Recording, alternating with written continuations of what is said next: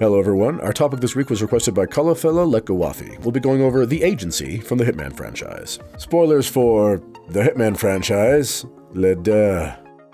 So the Agency, properly called the International Contract Agency, or more commonly the ICA, or simply the Agency, is the organization that the Hitman protagonist Agent 47 spends most of the games working for. As evidenced by the organization's title, the ICA is a multinational company. Less obvious by the title is the fact that they specialize in assassination, mercenary contracts, and information collection and dissemination. We don't know how old the ICA is, though we have confirmed examples of ICA operations dating back to the early 90s, with less concrete examples of possible contracts being taken as early as the late 80s, with one operative even being cited as working as early as the 60s, but his association with the ICA during that time is unknown. That being said, however long they've been in operation, the ICA have managed to slither its tendrils into useful institutions and establishments all across the globe, having allies in such agencies as the CIA, MI6, CSIS, and Interpol, who all turn a blind eye to the ICA's actions in exchange for use of the ICA's services to sublimate their own work. Additionally, though circumstances have made such agreements untenable on more than one occasion, as a rule, the ICA prefers not to move against targets deemed friendly or of high importance to their various government and private allies, the better to foster cooperation and relatively open communication. Government agencies are not the only clients the ICA has, however, far from it. Indeed, anyone from single individuals to corporations, mobs, cartels, and etc. can procure the ICA's services so long as they can figure out how to get in touch with them, considering the ICA is one of those nebulous, we're huge and do things everywhere, but most people don't know we exist, somehow, type organizations. The ICA has no moral or ethical standpoint as an organization. It also lacks any particular agenda beyond the standard of any company, expand and profit.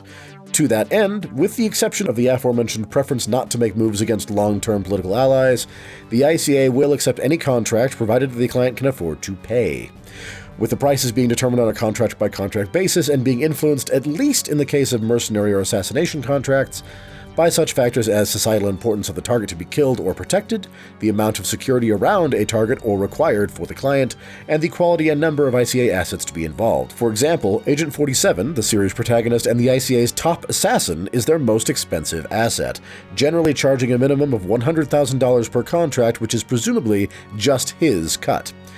With the math on that coming out to be that while Agent 47 only personally takes on about 3% of the ICA's assassination contracts in a given year, his contracts are so expensive that he nets them 37% of their annual income.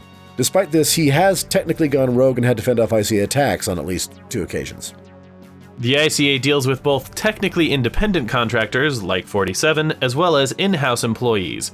In the case of their assassins, they also charge their agents a small, seemingly flat fee for taking on a mission, which covers everything the ICA brings the assassin for taking on the mission, from mission briefings, equipment, and any intelligence on the target that has been collected prior to the mission going live. The ICA considers its secrecy to be of utmost importance to its survival. To that end, while the ICA does not appear to work in cells, they do buffer interactions between the layers of the organization as much as possible, with the higher-ups disseminating decisions and orders to various lieutenants, who do the same to their own specific subordinates, and so on.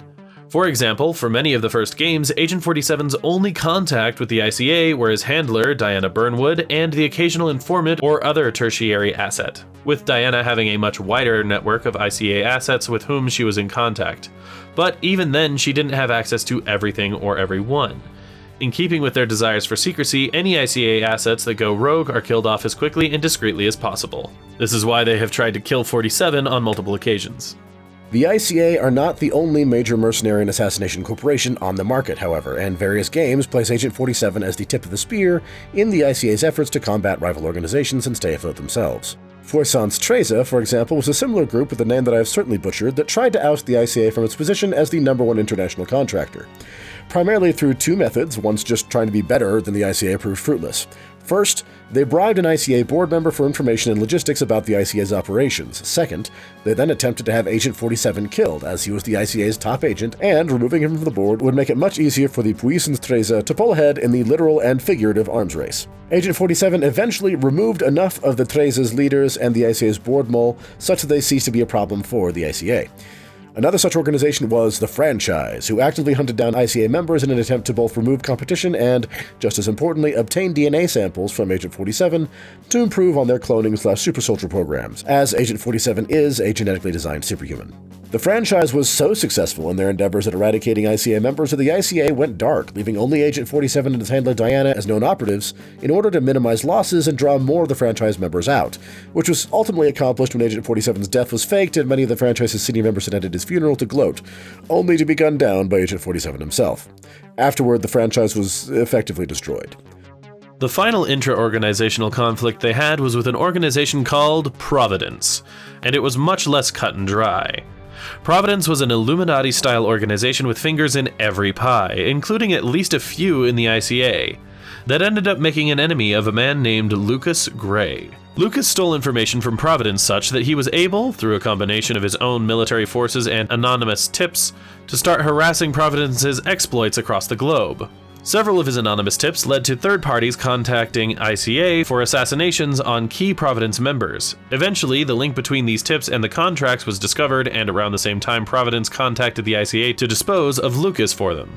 The ICA sent Agent 47 in for recon and assassination, and in doing so discovered not only the identity of Lucas Gray, but that another of the ICA's board members was working with Providence, sharing secrets in exchange for the facilitation of near-impossible medical treatment for a rare condition from which the board member suffered. Agent 47 was tasked with killing the former board member and his Providence contact. And then he and his handler Diana went off book to assist Lucas in taking on Providence, eventually killing their top 3 leaders, only to discover that the person in line to take their place had escaped and made off with all of Providence's money and resources, meaning it was still going strong. What this may mean for the ICA in the future is unknown. And that's basically the ICA, the agency, the International Contract Agency of the Hitman franchise. We hope you enjoyed this video. If you did, please leave us a like and maybe share it with someone you know might like it. If you have ideas for videos you'd like to see in the future, do call a fellow Lekkawathi and let us know in the comments down below. If you'd like to see more videos from us in the future, be they lore, let's play, or other, go ahead and hit that subscribe button. In the meantime, this has been True Masters and Morons, signing off.